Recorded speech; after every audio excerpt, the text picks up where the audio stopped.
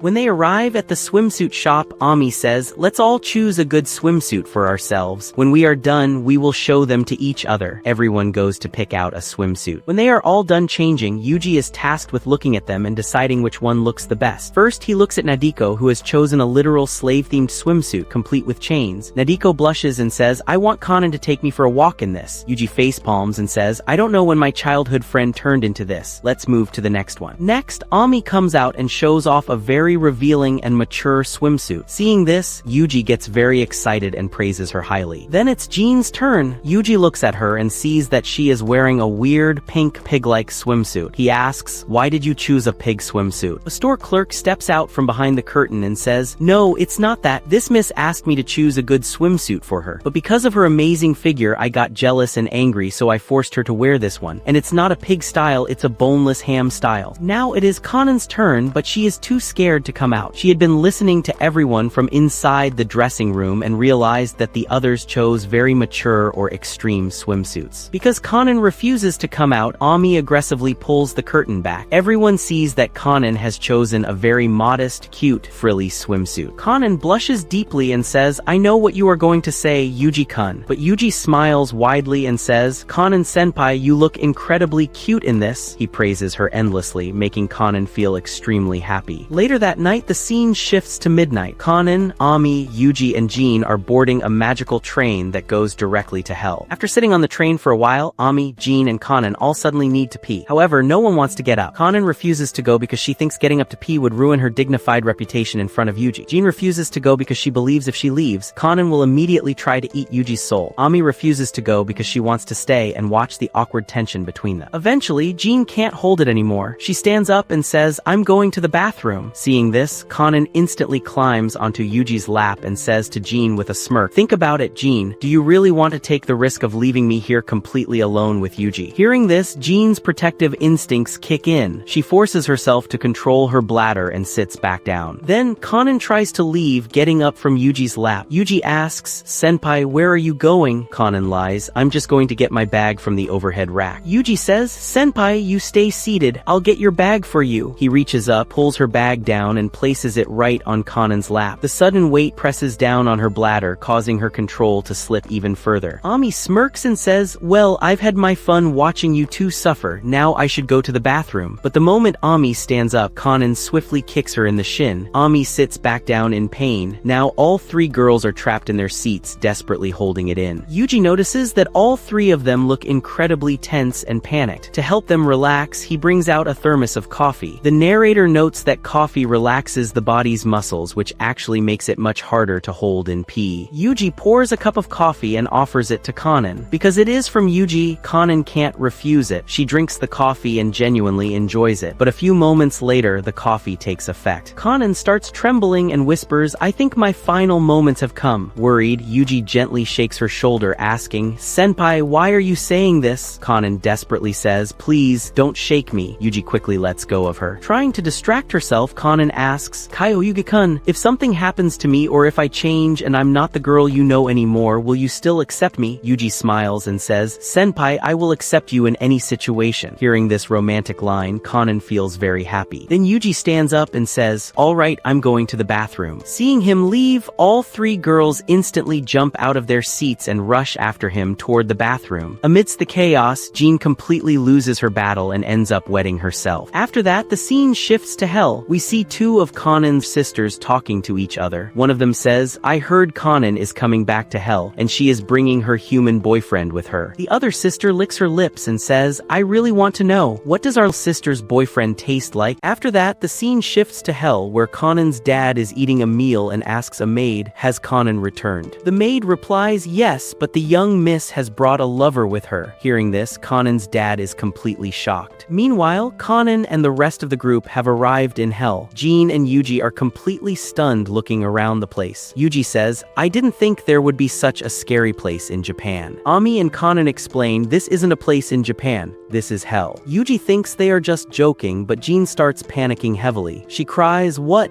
Have I wandered straight into enemy territory? After that, everyone enters the grand palace where a large line of maids welcomes them. Seeing this, Yuji and Jean are very impressed. Kanan tells the head maid, put my luggage in my room. I'll go meet Dad first. Suddenly, Yuji shouts at the top of his lungs, Senpai, I need to go to the toilet. Kanan sighs and says, there is no need to shout, the toilet is right nearby. After a little while, Yuji finishes his business, but when he steps out of the bathroom, he says, why do I feel like I am lost? He feels this way because Kanan's palace is incredibly massive and confusing. Just then, a beautiful lady walks up and asks Yuji, are you lost? Yuji looks at her and is instantly captivated by her beauty. But as soon as he takes a step toward her, the lady panics completely and screams, a perverted man is roaming freely in my castle. Save me. Yuji looks around confused and asks, what? Where is the pervert? He stands in front of the lady to protect her, but this only makes her panic even more. Suddenly, Kanan's two younger sisters arrive. The older of the two sisters kicks Yuji hard, sending him flying backward, while the younger sister holds the lady and asks, are you okay, Mom? Kanan's older sister is named Milch and the youngest sister is named Meal. Milch glares at Yuji and says, you made my mom cry. Now I am going to tell everyone that you did inappropriate things to her. Meal explains to Yuji, our mom has androphobia. That is why whenever any man comes near her, she panics completely. Milch threatens Yuji saying, it looks like your head is going to be chopped off now. Yuji is completely clueless and doesn't understand what he even did wrong. Meal then points out to Milch, sister, I think he is a human. Yuji quickly confirms, yes, I am a human, my name is Kyoyugi Yuji. Hearing this, Milch gets incredibly excited. She clings to Yuji and says, I have never seen such a fine-looking piggy. Listen, piggy, if I eat you right now, you won't mind, right? Hearing this, Yuji gets bizarrely excited, but then he remembers that Kanan is supposed to be the one to eat his soul, so Milch cannot eat him. The sisters then realize, wait, is this the lover that Kanan brought with her? To confirm, Yuji asks them, are you guys Kanan-senpai's family? They nod and say, yes. Kanan's mom introduces herself, I am Kanan's mother and my name is Lilim. Kanan's two younger sisters also introduce themselves. After that, the scene shifts to Kanan and her dad. Her dad asks seriously, is it true that you brought a lover with you? Kanan nervously replies, yes, I brought him with me. Hearing this, Kanan's dad flips out. He violently sweeps all the food off the table, stands up and yells, Kanan, but suddenly his entire expression changes to pure joy and he says, Kanan, I am honestly so happy you finally found someone you like. Kanan is utterly shocked and cannot believe her dad is actually supporting her. Lilim also walks in and says, I am also very happy for you. At first, I was worried because my androphobia meant I could never guide you on matters of romance and smashing. Kanan is horrified and asks, wait, what matters? Lilim gets very emotional and says, but you managed to find someone who is absolutely perfect to me. She then pulls Jean forward and says, I am so proud of you, Kanan. You found yourself such a lovely and cute girlfriend. Kanan yells, what? What are you talking about, Mom? But surprisingly, everyone in the room starts agreeing with Lilim, saying that Jean is indeed very cute. Milch adds, wow, she came from heaven and she is such a good piggy too. Hearing them say this, Jean turns to Kanan and asks, Kanan-san, do you really think all these things about me? Kanan snaps, absolutely not. Kanan quickly clears up the misunderstanding, explaining, everyone has this completely wrong. My lover is Yuji. Milch realizes, oh, the human boy we just met. Her dad, however, has no idea who they are talking about. Kanan blushes deeply and tries to act cool, saying, by the way, I only call him my lover because we have a contract. It is not like I actually have any romantic attachment to him. Hearing this, Kanan's mom and sisters are deeply shocked. They think to themselves, she wants to smash her own food. Realizing what they are thinking, Kanan blushes furiously and yells, do you guys think I am a creep or something? Just then, the head maid enters the room and says to Kanan, my lady, I assumed that the human was brought here as today's meal, so I have prepared him accordingly. The maid lifts the lid off a giant serving platter. Underneath, Yuji is lying completely naked, striking a confident and stylish pose. Kanan is absolutely horrified. She yells at Yuji, why did you let let them do this to you, Yuji casually replies. I thought this was just a local custom here. Yuji then notices Kanan's dad. Realizing who he is, Yuji speaks to him smoothly from the platter. Listen, I am dadding your daughter, so I hope we can all get along well. Kanan is incredibly impressed. She thinks Yuji is talking to my dad, a literal archdemon, like such a cool guy. She rushes over to him and whispers, Yuji, you actually look so cool right now. But then Kanan's dad dramatically declares, Kanan, your father will never allow a mere human to be your lover. Kanan gasps. What? Her dad pauses, then smiles and says, I have just always wanted to say a line like that. So tell me, darling, how was my delivery? Lilim claps and says, oh, darling, you look so cool. Kanan's dad then gets serious and says, all right, jokes aside, I want you two to prove your love. He hands Kanan a rally card and says, you must collect 4 stamps on this card. Only then will your love be approved. To get the stamps, you have to win over the hearts of Kanan's family members. Yuji confidently promises Kanan that he will get it done. First, they go to Lilim to get her stamp. However, the moment Lilim sees Yuji, she starts panicking due to her androphobia. To fix this, Kanan gets an idea and forces Yuji to wear a maid outfit. But Lilim still refuses to go near him because the hair on Yuji's legs is still visible. Kanan gets another idea and gives Yuji a magical potion to drink. Yuji drinks it and asks, by the way, what was that? Kanan replies casually, a medicine that turns you into a baby. Instantly, Yuji shrinks down and turns into a literal baby. Kanan coos, oh my, you are so cute and soft. She picks him up and hands him to her mom. Lilim holds baby Yuji and says, oh, when males are bobbies, they are so cute. But why do they have to grow up into terrible men filled with lust? Right at that exact moment, the potion's effect wears off. Yuji instantly transforms back into his normal teenage self while still in Lilim's arms naked and says, goo goo gaga. Lilim screams and faints on the spot. A little while later, Lilim wakes up and says, I cannot give you my stamp right now, but I can bake a nice cake for you as an apology. Kanan and Yuji get very excited hearing this. Lilim then turns to Yuji and says, listen, Yuji-san, I am very sorry about this, but could you please get out of my sight? Yuji happily agrees because he is just excited to eat food made by Kanan's mom. Seeing this, Kanan says, Mom, I will help you bake. Lilim looks worried and says, but you have never cooked anything in your life. Kanan insists, but I really want to do this. Just then, Yuji runs back in, crying tears of joy and says, Senpai, you are doing all this just for me. Kanan blushes furiously, scolds him, and yells, shut up and go away. Watching this interaction, Lilim smiles warmly, happy that her daughter wants to cook with her. However, when they start cooking, it becomes clear that Kanan doesn't even know how to hold a knife properly. Lilim patiently teaches her how to peel and cut an apple. Kanan manages to peel and slice it perfectly. Lilim is so overjoyed and proud that she pulls out her phone and starts recording everything. Kanan makes a lot of messy mistakes while baking, but Lilim is so sentimental that she hugs the dirty mixing bowls and cries,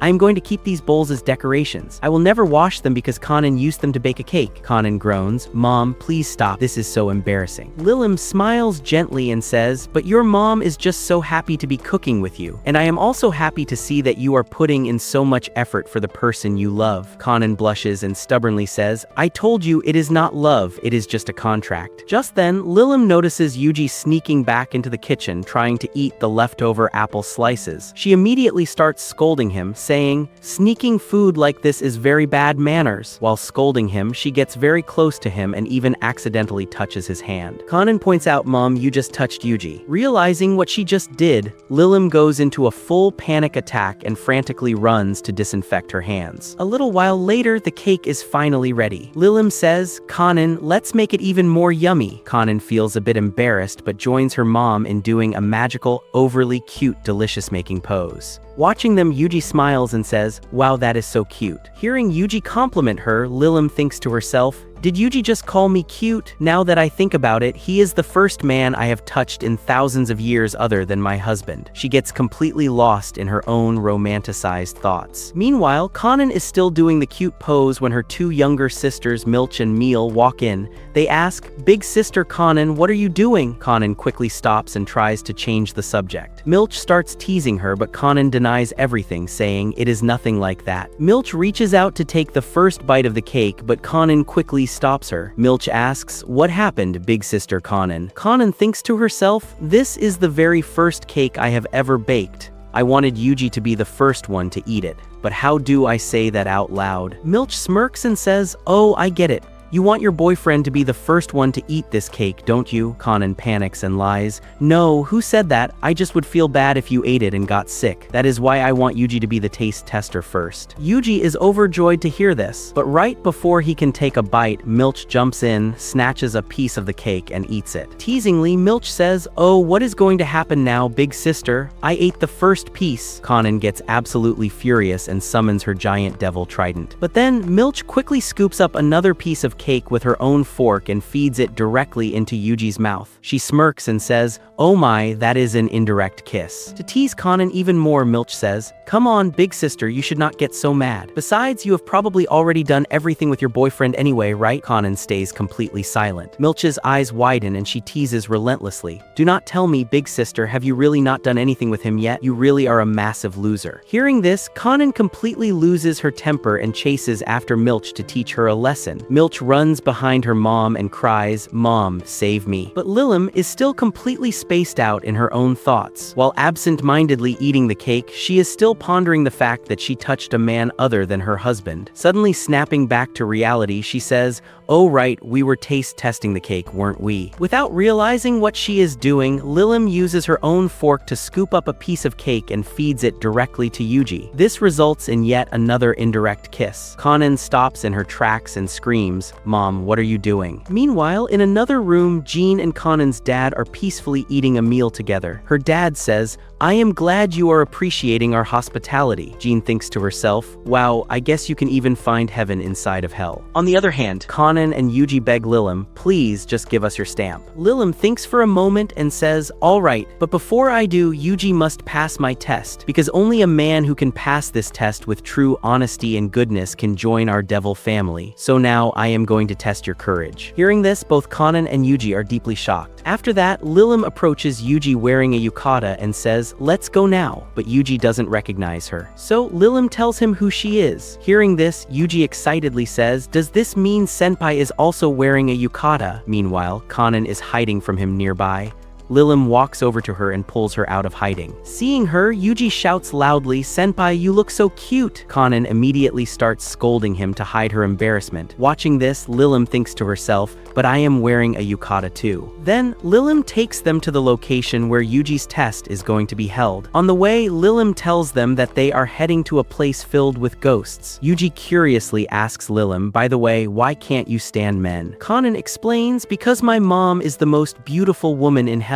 Lilim adds, "Because of that, everyone kept proposing to me every single day. That is why I developed a fear of men." Kanan asks, "If you can't stand men, then how did you marry Dad?" Lilim smiles and replies, "Your dad was completely different." We are then shown a flashback to the past. Lilim was told that Beelzebub was her fiancé and that he would eventually become an archdemon.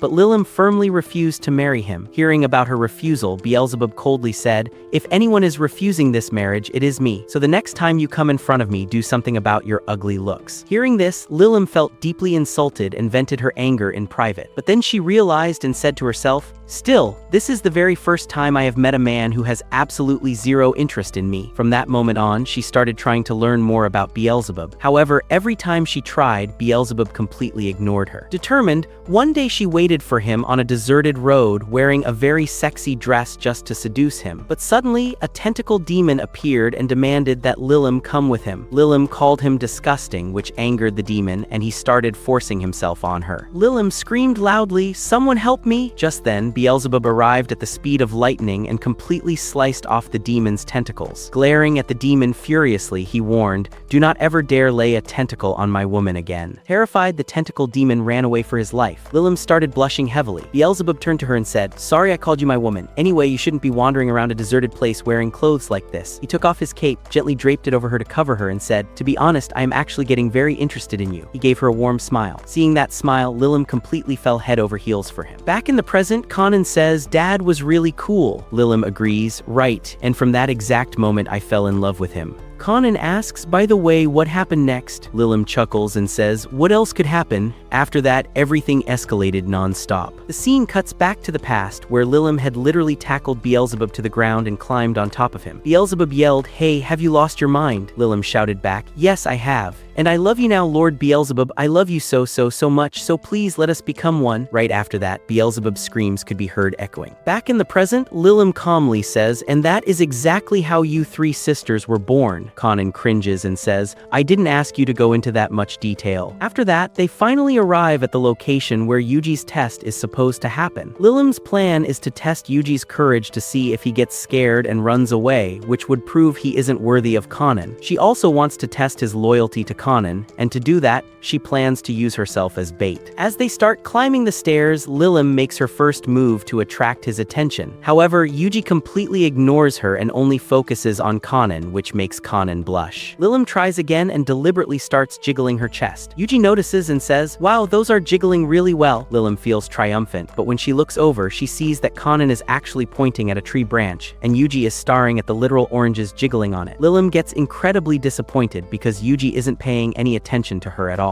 Suddenly, Yuji looks in her direction and says, wow, this looks so round and soft. Lilim thinks he is finally talking about her assets. Yuji runs toward her and she thinks he is going to touch her. But instead, he reaches right past her to pet a cat sitting behind her, saying, this cat is really fat and round. Lilim's disappointment hits rock bottom. However, the cat Yuji is petting suddenly transforms into a giant monster. The impact of its transformation sends them flying far away. When they land, Yuji accidentally falls right onto a very sensitive part of Lilim's body. Lilim quickly moves away in embarrassment. Yuji mutters, I think I just landed on something really soft. Then he notices Lilim. He says, glowing skin and a messy yukata. You wait right there, I will be right back. Hearing his words, Lilim starts blushing heavily, worrying, is Kyoyugi-kun going to fail this loyalty test? But the camera pans and it is revealed that Yuji was actually talking directly to Kanan. Seeing this, Lilim's only reaction is pure utter heartbreak. Next, we see some ghosts keeping a close eye on them, but none of them have the courage to attack because they know they are looking at the archdemon's wife and daughter. However, a little girl sitting in the shadows overhears their conversation. She steps out angrily and says, Lilim Zebel, you are the one who rejected my dad's proposal and your man chopped off my dad's tentacles, right? It turns out she is the daughter of that exact same tentacle demon from the past. Lilim politely apologizes to her for all those things, but the girl snaps, just apologizing won't fix anything. I will punish you all for what you did to my family. She unleashes her tentacles to attack Kanan and Lilim. But Yuji immediately jumps into the middle to protect them, causing the tentacles to wrap tightly around him instead. Kanan starts panicking for his safety, but Lilim is just staring in awe, thinking,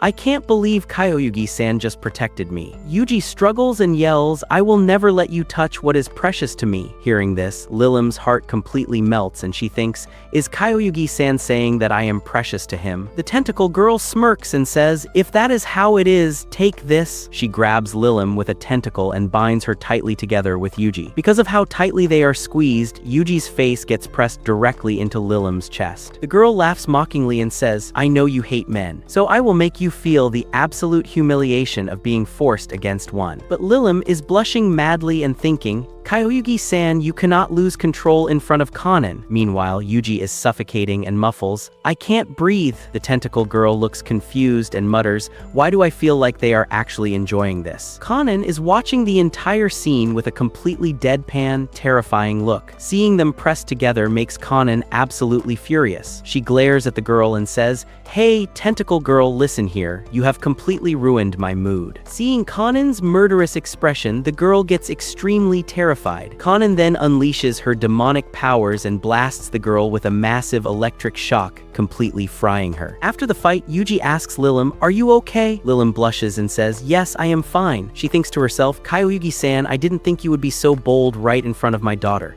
And I had no idea you liked me this much. But I can't do anything about it. I am a married woman, so I simply cannot accept your feelings. Just then, Yuji starts taking off his t-shirt. Seeing this, Lilim blushes even harder, but Yuji simply drapes his t-shirt over Lilim to cover her torn clothes. He says, sorry, but that sight was a little too stimulating, and I apologize that you have to wear my t-shirt. He gives her a warm, gentle smile. Seeing that smile, Lilim catches a glimpse of Beelzebub's charm inside Yuji. Suddenly, Kanan rushes over from behind and hugs Yuji tightly. Yuji says, "Senpai, I feel something really soft on my back." Kanan tells him, "Shut up and just etch this into your memories." Yuji happily replies, "Yes, I will definitely remember this forever." A little while later, the scene shifts to Kanan, who has returned and is taking a bath. She is happy because her mom no longer hates Yuji. But the problem now is that her mom and Yuji seem to be getting a little too close. Jean comes over to Kanan and asks, "By the way, how are your assets so big? Is it because you are a demon?" Kanan gets embarrassed and scolds her, "You are shameless. Wash your body properly before getting into the bath." Ami chimes in, "Here, let me wash you." Jean protests, "No, I don't want any soap." On the other side of the wall, Yuji is also bathing and trying to listen in on Kanan's conversation. Suddenly, a voice from behind him asks, "Are you trying to peek?" Yuji quickly defends himself, "I am a gentleman, you know I would never peek at anyone." But when he turns around, he is shocked to see Kanan's mom standing there. Lilim says, "I came here to wash your back, Yuji-chan." Yuji blushes furiously and says, "Mother, no, why did you come into the men's bath? Excuse me, I will leave right now." But Lilim grabs his hand, stopping him. She says, "Relax, I am just going to wash your back and then leave." Yuji sits down quietly and Lilim starts scrubbing his back. Yuji is completely confused about what is happening. Kanan's mom says softly, "First of all, thank you for saving me. You looked really cool back there. Because of that, I fully accept your relationship with Kanan." Hearing this, Yuji gets incredibly happy. Then Lilim adds, "But please forgive me for one thing, I cannot accept your feelings. You said I was precious to you, but I am Kanan's mom, and since you are Kanan's partner, you are like a son to me. And that means I can only love you as my son." Saying this, she looks a little creepy. Suddenly, she climbs onto Yuji's lap and says, "Come on, turn around and let mommy wash your front." Yuji panics and says, "What are you doing? I can wash my own front." Lilim dismisses it, saying, "Oh, let it go. It is completely normal for parents and children to be physical." She grabs him and starts washing him. Yuji screams, "Save me, senpai." Hearing his scream, Kanan instantly smashes right through the adjoining wall and yells, "Kyoyugi-kun, what happened?" She is completely shocked to see her mom being so inappropriate with Yuji. She quickly grabs Yuji and pulls him away to safety. Lilim protests, "Oh, I wasn't doing anything dirty, I was just showing love to my son." Kanan yells at her, "Son, what exactly is going on in your head, mom?" Lilim casually hands a bar of soap to Kanan and says, "As you know, you are Yuji-chan's partner, so you should also wash his body. I have already washed his back and upper half, so you should start with his lower half." Hearing this, Kanan blushes intensely and thinks, "Just touching Yuji is embarrassing enough, and she wants me to touch that part while they are watching and recording." Just then, Yuji turns toward Kanan and she notices that his tent is fully pitched. Seeing this, Ami remarks, "Wow, that is really big." Lilim agrees, "Yes, you are completely right." Seeing it in plain sight, Kanan gets a massive nosebleed and immediately faints. A while later, Kanan regains consciousness. She panics when she sees Yuji sleeping right beside her in bed. However, after a moment, she realizes that this must be the doing of her mom and Ami. Still, she wants to enjoy the moment a little, so she lies back down next to Yuji. But when she looks at Yuji's face, she realizes he is actually wide awake and staring right at her. Kanan quickly backs away in embarrassment. Yuji smiles and says, "It is completely fine. You can do whatever your heart desires." Kanan yells, "Forget whatever I just did." Yuji then realizes he is actually in Kanan's bedroom, which makes him incredibly happy. In his excitement, he gets dizzy and falls right into Kanan's lap. Kanan gently says, "You are getting dizzy because you are exhausted. You should give yourself some rest." But Yuji murmurs, "Senpai, you smell so good," and starts affectionately rubbing his face in her lap. He adds, "Senpai, please let me stay like this for just a little while." Blushing, Kanan replies, "If you are insisting so much, I will let you stay. But you should turn your face the other way, right?" She then softens and apologizes to Yuji, saying his vacation got ruined because of her, even though she just wanted to have a fun time with him. Yuji looks up and tells her, "You don't need to worry, I am having a lot of fun. I am getting to see sides of you that I have never seen before. And your family is really nice, especially your mom. Honestly, I am really glad I came here, so don't worry and keep smiling, senpai." Hearing this, Kanan cannot hold herself back anymore and leans in to kiss him. But at the last second, she bites him on the neck instead and says, "By the way, all that is fine, but aren't you getting a little too close to my mom?" Yuji nervously replies, "No, it is not like that, senpai." Kanan licks her lips and warns him, "You shouldn't let your attention wander too much, otherwise you will have to pay the price." "Understood." understood? Yuji stammers, yes, I understand, senpai. He then asks hopefully, by the way, senpai, can I sleep in this bed tonight? Kanan grabs him, throws him off the bed and says, get out of here quietly. Fine, I feel a little sorry for you so you can sleep over there on the sofa. The next morning, we see that Kanan's mom has finally given her approval stamp on their rally card. The scene cuts to them having breakfast. However, Kanan looks exhausted because she couldn't sleep well the whole night. She couldn't sleep because she kept wondering if Yuji was going to sneak over and make a move on her during the night, but Yuji hadn't touched her at all. Suddenly, a new girl arrives in the dining room and says to Yuji, Kyoyugi-san, I have come to take you with me. So Kanan asks the girl, who exactly are you? The girl replies, I am Jean. Kanan immediately recognizes her by her hairstyle. However, Yuji looks at her and says, you look much more mature now and you have even lost your extra weight. Jean explains, this might be because I used this soap. She tells them that ever since she came to Earth from heaven, she had been using human items, which caused a lot of impurities and dirt to build up inside her. But after taking a bath for the first time since arriving on Earth, all the dirt inside her was washed away. Hearing this, Kanan is shocked and asks, what? You had not taken a bath in months? After that, Jean starts taking Yuji away with her. Just then, Ami arrives and says, what is the rush? Why don't you try our famous hell sandwich first? Initially, Jean refuses, but then she reconsiders and says, alright, fine, I will taste it. As soon as she takes a single bite, she absolutely loves it, but her plumpness instantly returns. Realizing what just happened, she comes to her senses and throws the sandwich away. A head maid catches the sandwich midair and coldly says, so, the criminal is right here. She steps toward Jean and declares,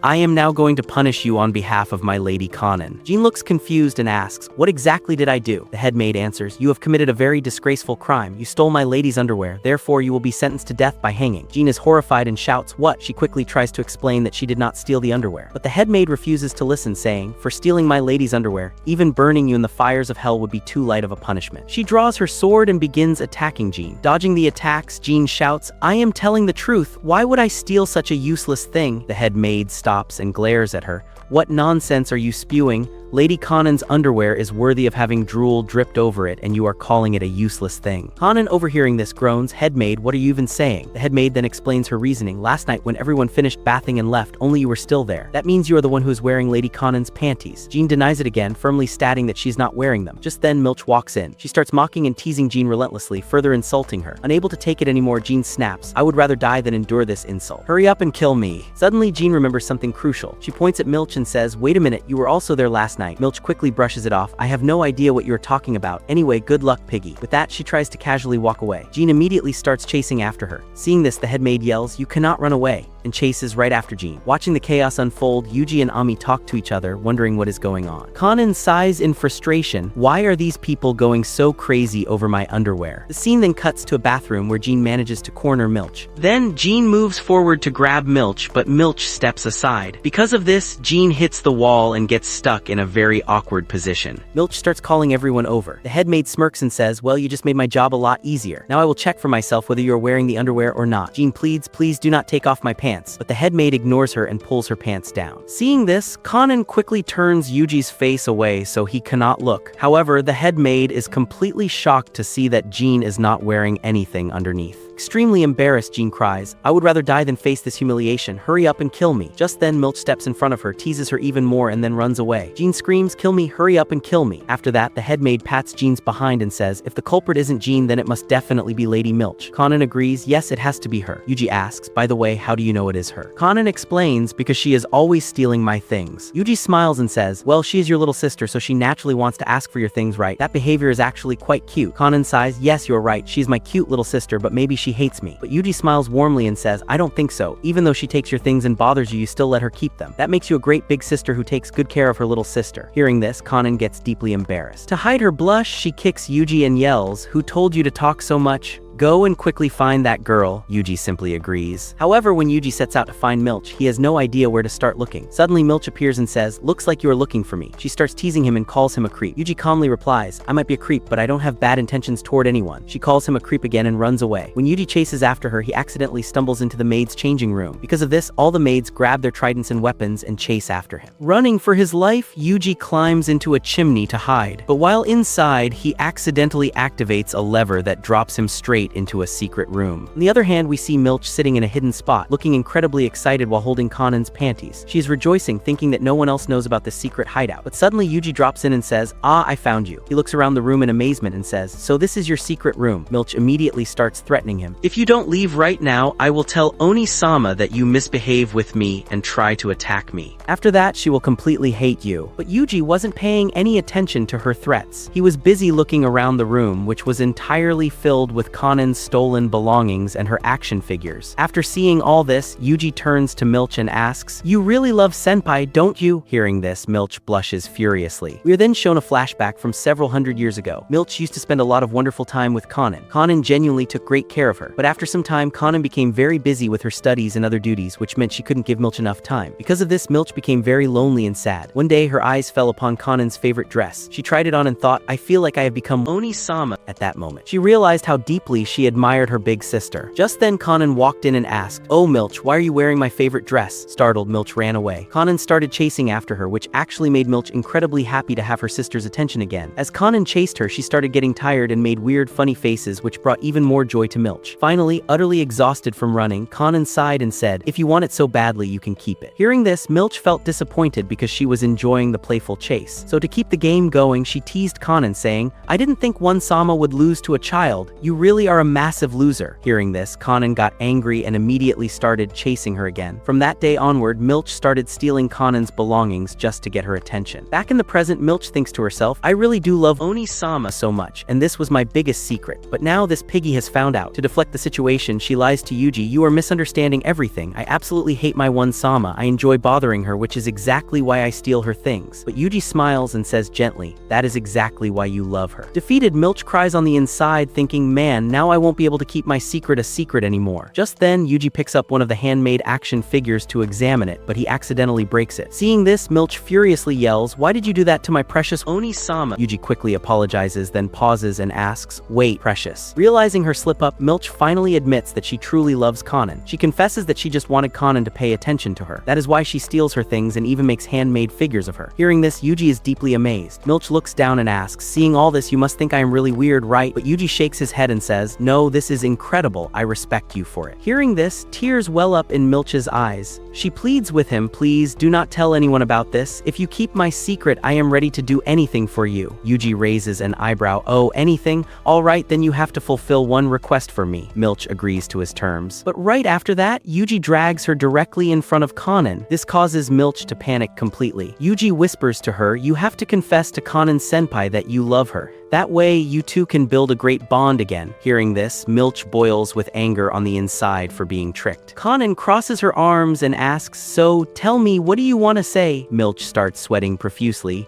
Yuji encourages her, "Milch-san, you can do this." But as Kanan stands up and starts walking toward her, Milch gets extremely terrified. To her surprise, Kanan gently pets her head and says softly, "I know you were just pulling a prank on me, and honestly your pranks are what make me feel like I am truly home." Milch looks up tearfully and asks, "Are you not angry with me, Oni-sama?" Kanan smiles, "I absolutely am. But when I think about the fact that my cute little sister did all this, I find it endearing, because I love my little sister very much." Hearing this, Milch becomes incredibly emotional. She clings to Kanan and cries, "Kanan, Oni-sama, ever since you stopped paying attention to me, I started doing all this just so you would notice me. And truly, I love you so much too." Kanan comforts her and gently explains that she shouldn't act like this in the future. Watching from a distance, Yuji and Ami smile in agreement. But suddenly, Milch's defense mechanism kicks in. Reverting to her teasing persona, she smirks and says, "Oni-sama, did you seriously think I wanted to say all that to you?" As the words leave her mouth, Milch herself is shocked at why she is saying this. Unable to stop, she continuously begins insulting Kanan again, completely confused as to why her body is acting on its own. Hearing her insults, Kanan loses her temper completely. She grabs Milch, puts her over her knee, and spanks her behind so hard that it gets completely swollen. Watching this chaos, Yuji gets emotional and says, "Wow, such a heart-touching display of sisterly love." Kanan glares at him and yells, "Does this look heart-touching to you?" But then Kanan calms down and sincerely says, "Thank you, Yuji." She knew that because of him, she was able to understand Milch's true feelings. However, Milch, watching Kanan look so affectionately at Yuji, thinks to herself, "Oh, so Oni-sama loves that piggy so much. I wonder, what kind of face she would make if I stole that piggy away from her. I can't wait to find out. Just then, Ami slaps a bandage hard onto Milch's swollen behind, causing her to scream in pain. After that, the scene shifts back to Yuji, who has managed to get himself lost in the massive palace once again. Suddenly, he spots Meal walking by. He calls out, "Ah, Meal-san, could you please tell me which way the bathroom is?"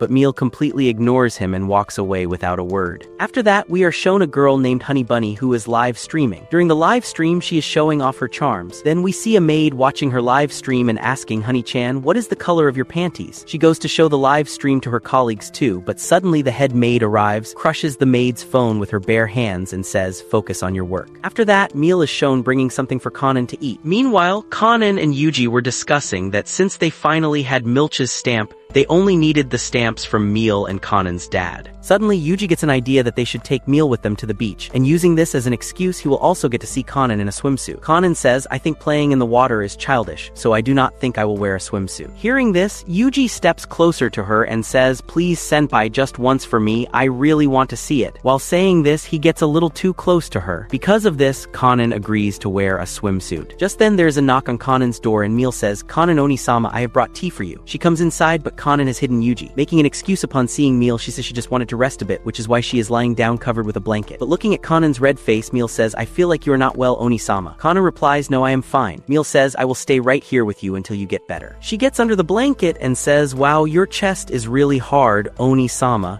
But in reality, she was pressed against Yuji's chest. She tries to come out and check, but Kanan quickly pins Yuji down between her legs. Then Meal asks Kanan, "By the way, Oni-sama, what was it about that human that made you fall in love with him?" Kanan cannot admit what she likes about Yuji right in front of him, so she simply says, "It is not a matter of liking or disliking. I just made a contract with him for his soul, and this only happened because he trapped me with his clever words and made me sign a lover's contract." Meal starts feeling bad for Kanan. Just then, Kanan feels something wet dripping onto her thigh. Under the blanket, Yuji is crying heavily because his heart has been broken by her words. To cheer him up, Kanan quickly adds, "But to be honest, I have a lot of fun with him. Whenever we go out, he takes great care of me, and whenever we eat together, he brings me really nice things. We visit many places and have a lot of fun, and truthfully, it makes me very happy." Meal then asks, "So have you guys kissed?" To save her reputation, Kanan lies and says, "Yes, I have. In fact, I even left my mark on him." She is referring to the bite she left on Yuji's neck earlier. Meal stands up to leave and says, "All right, Oni-sama, please rest and get well soon." After Meal leaves, Yuji comes out of hiding and asks Kanan, "Senpai, did we really kiss?" Kanan says, "Well, I did bite your neck." Yuji gets extremely happy hearing this and asks, "Was that a kiss?" Kanan blushes and quickly denies it. No, that was not a kiss. But Yuji is already so thrilled that he's not even listening to her anymore. Frustrated, Kanan shouts loudly, "Forget all of this and go invite Meal to come on the trip with us, you lower life form." Next we see Meal, who is incredibly angry after finding out that Kanan kissed a lower life form. To calm her mind, she decides to do a live stream. Here it is revealed that Honey Bunny is actually none other than Meal herself. While she is live streaming, Yuji arrives to invite her to the beach. But the moment she sees him, she becomes furious and yells, "I will end your life." She starts chasing him around to kill him. Yuji panics and says, "Hey, what did I do? I just came to invite you." Meal continues attacking him and shouts, "You just ruined every precious thing in my life." Yuji asks, "What exactly did I do?" Meal yells, "You snatched my Oni-sama away from me, and now you have ruined my live stream too." Yuji trips and falls, and Meal leaps to attack him. But right in the middle of her attack, Kanan walks in and says, "Seeing your outfit, I assume you are coming to the beach with us." Meal instantly changes her tone and says cheerfully, "Yes, Oni-sama, I am coming with you." Kanan notices Yuji foaming at the mouth on the floor and asks, "What happened to you?" Meanwhile, Meal is smiling in a very creepy way, thinking to herself, "I truly love Oni-sama so much." The scene then shifts to the beach where they have all arrived. Kanan and Yuji look extremely happy talking to each other. Seeing them together, Meal feels incredibly jealous. With an evil smile, she mutters to herself, "Do not worry, Oni-sama, I will definitely save you from that lower life form." She searches on her phone for ways to make Kanan turn her attention to her. She finds a technique where massaging Kanan with her magical mana will fill Kanan with lust for her. Putting her plan into action, she approaches Kanan and offers, "Oni-sama, let me give you a massage." Kanan agrees and Yuji steps away for a bit. Meal starts massaging Kanan, deliberately touching sensitive parts of her body. When the massage is done, Kanan sighs happily and says, "Wow, I feel really good after that massage." Smiling, she adds, "I had no idea you were so good at massages, Meal." Hearing this, Meal feels deeply disappointed because her magical mana had absolutely no effect on Kanan. Just then, Yuji returns and starts praising Kanan's hairstyle. Kanan clings to him affectionately and says, "Hey, you should not act like this in front of my sister." Seeing Kanan react so lovingly to Yuji, Meal feels very sad because she wanted Kanan to react that way toward her. After that, Yuji and Kanan start playing together in the water, making Meal even more jealous. Suddenly, Jean shows up out of nowhere and says, "You guys should not be doing such dirty things." She jumps into the water, creating a large wave. The pressure of the water knocks Kanan over. Meal gasps, "Oni-sama does not know how to swim." Yuji quickly scoops Kanan up into his arms. Seeing this, Meal burns with jealousy because she wanted to be the one to Princess carry Kanan. Scared from almost drowning, Kanan tightly hugs Yuji's neck. Seeing this intimacy, Meal literally coughs up blood from stress and mutters, "That lower life form is hugging my Oni-sama." She quickly tells Yuji, "Take Oni-sama over there to rest." Yuji carries Kanan to a bench, but Kanan simply rests her head on his lap and lies down. Seeing this, Meal coughs up even more blood. Kanan tells Yuji, "Hold my hand until I calm down." Yuji gently holds her hand. Watching them, Meal feels completely miserable, yet strangely her heart starts beating very fast. She questions herself, could it be that I am actually getting excited by the thought of someone stealing my precious Oni-sama away from me? No, that is impossible. To test her strange new feelings, she buys a drink with a couple's straw and brings it to them. Kanan blushes and thinks to herself, Meal wants me to flirt with Yuji. She really is a very understanding sister. She starts drinking from the straw alongside Yuji. Watching them share the drink, Meal gets incredibly turned on. Realizing what is happening to her, she yells at herself, "No, this is filthy." Startled by her shout, Kanan accidentally spits out some juice onto Yuji's face. Without missing a beat, Yuji licks the juice off his own face and smiles, saying, "This is actually really tasty." Seeing this, Meal coughs up blood again and thinks,